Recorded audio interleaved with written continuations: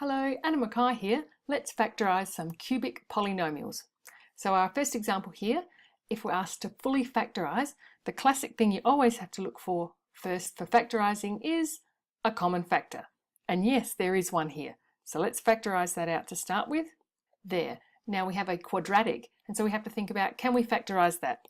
So looking at the factors of 8, I do a cross method, thinking about splitting that x term, splitting 8 into factors that would add to give 6, and we've got 4 and 2 as you can see, and so that factorises to two factors, x plus 4 and x plus 2. Have we answered the question, fully factorise? Yes, we've done that, and it's probably quite sophisticated to put it equal to the question that you're asked to factorise. The second one, we're told that 2x plus 1 is a factor of this cubic, and we're asked to fully factorise it. So if that's a factor from a previous video, you know that that factor there can sit next to other factors, a quadratic in this case, and they would be multiplied together to give that cubic. So that's the first step that we're going to write out here. So you take your factor of 2x plus 1, and that multiplied by some quadratic would be equal to the cubic. So what do we write for that quadratic? Well, we have to write it in a general form to start with. We've got ax squared plus bx plus c. Now what we're going to do is to expand out these brackets and equate coefficients. So one technique I'll show you this time is to how to expand and know where you're already going. So what I mean by that is, how could we get our x cubed term? The only way you could get that would be from the x squared term multiplied by a single x term. So we'll jump straight to that one. We would get 2a x cubed. So that's how we get our x cubed term. What about our x squared terms? Where could that come from? That could come from 1 multiplied by this x squared term. So if you took out the x squared, what would you be left with? You'd be left with a. And where else could you get an x squared from? Well, 2 single powers of x. So this 2x multiplied by this bx would give you an x squared term. Taking out the x squared, you'd be left with 2b. So we could write this straight like this in our expanding. The next term would be the x terms. Where could we get an x from? Well, that could come from this x term multiplied by a constant term, so you're not increasing the power of x.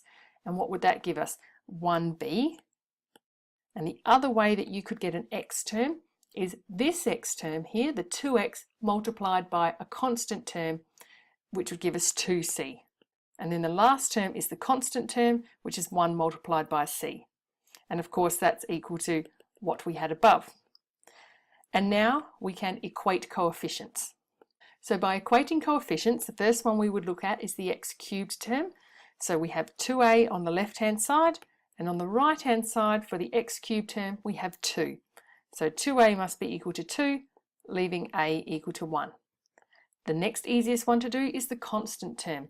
So we have c is equal to negative 10.